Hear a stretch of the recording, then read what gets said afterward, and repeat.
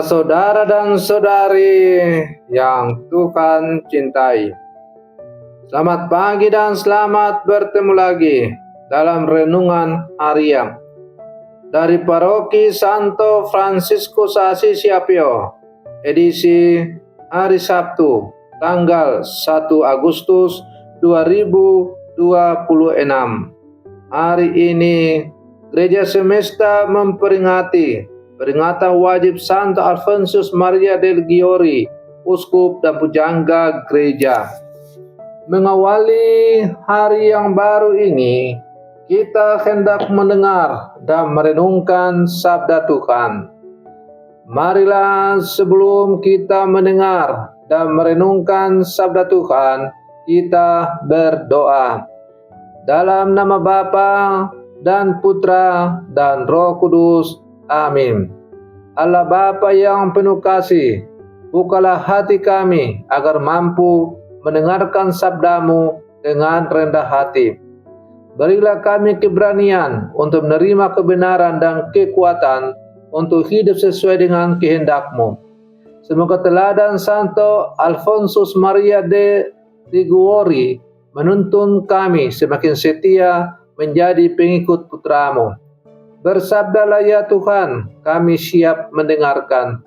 Terpujilah Engkau Bapa, Putra dan Roh Kudus, kini dan sepanjang segala masa. Amin. Dalam nama Bapa dan Putra dan Roh Kudus. Amin. Para saudara dan saudari yang Tuhan cintai, sabda Tuhan yang hendak kita dengar dan kita renungkan untuk mengawali hari yang baru ini diambil dari Injil Matius pasal 14 ayat 1 sampai 12. Tuhan bersamamu.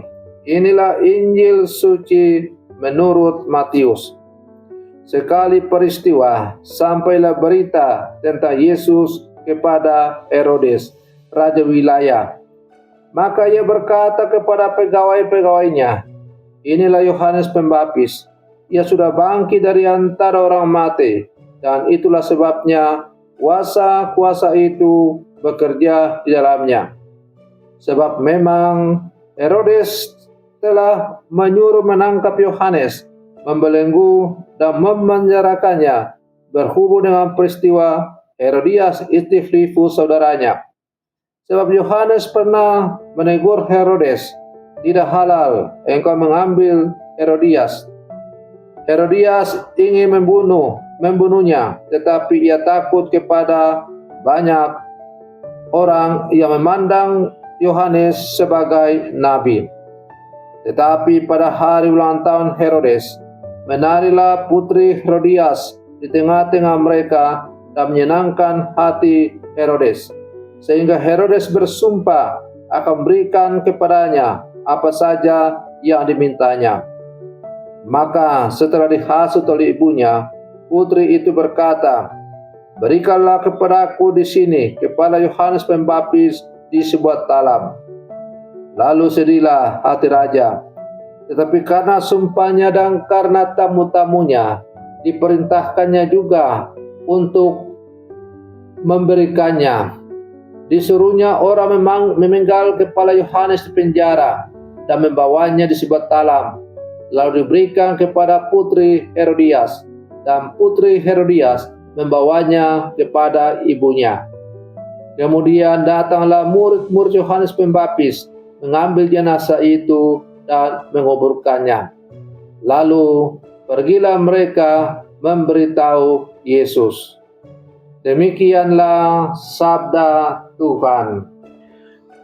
Para saudara dan saudari yang Tuhan cintai, dalam menjalani kehidupan sehari-hari, seringkali kita berhadapan dengan pihak yang tidak memudah, memilih kebenaran atau memilih kenyamanan.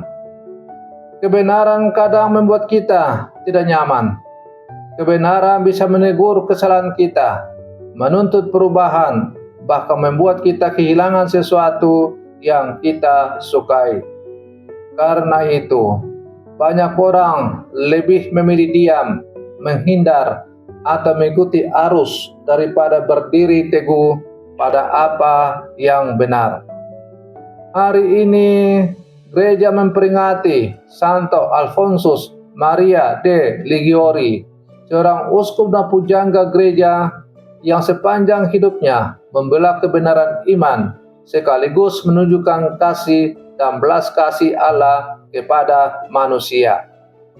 Melalui Injil Matius hari ini, kita belajar dari Yohanes Pembaptis tentang keberanian untuk tetap setia kepada Allah meskipun harus menghadapi risiko besar.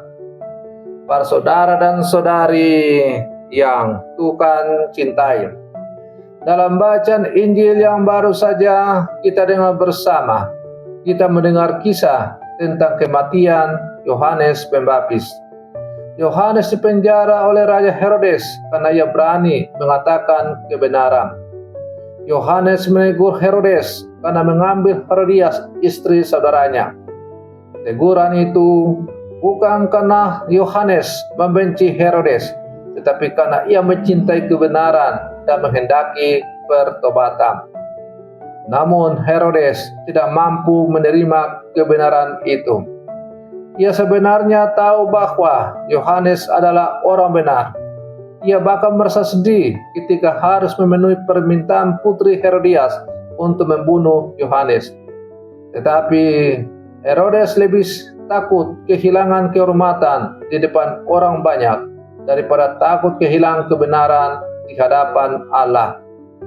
Disinilah tragedi manusia sering terjadi. Kita tidak selalu jatuh karena tidak mengetahui yang benar.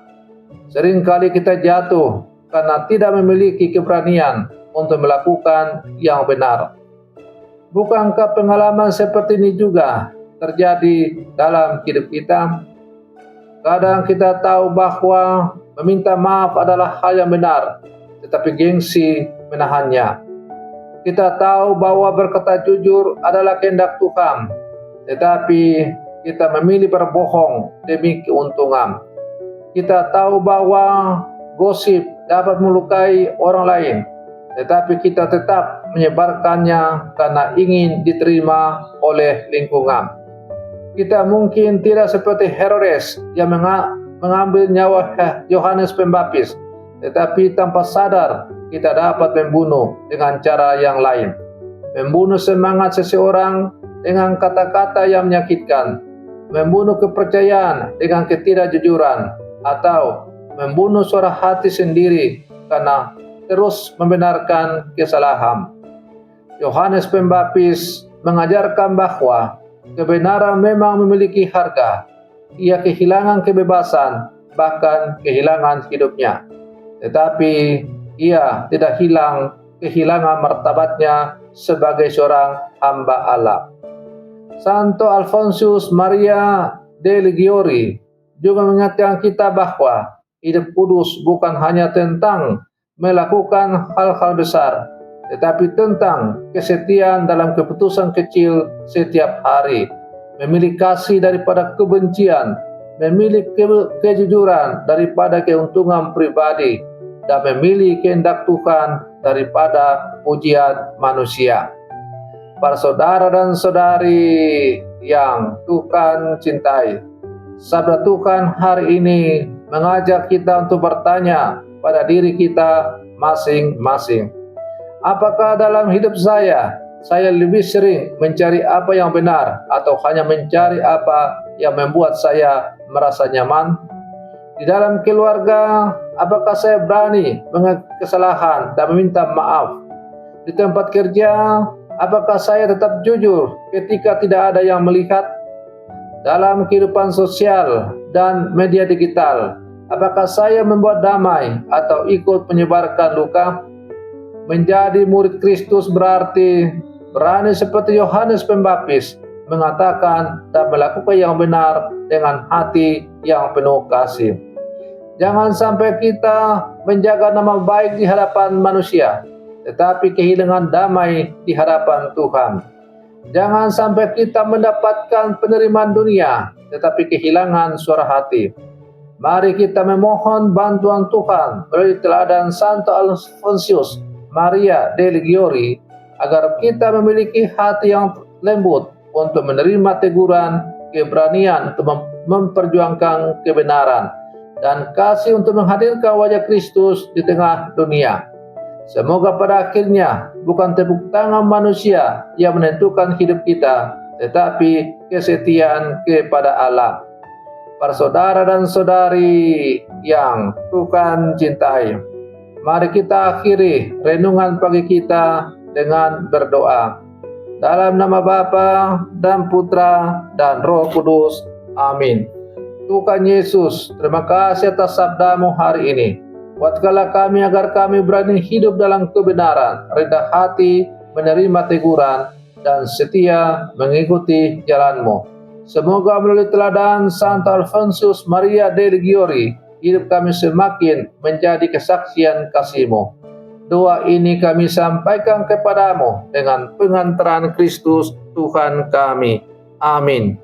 Dalam nama Bapa dan Putra dan Roh Kudus. Amin.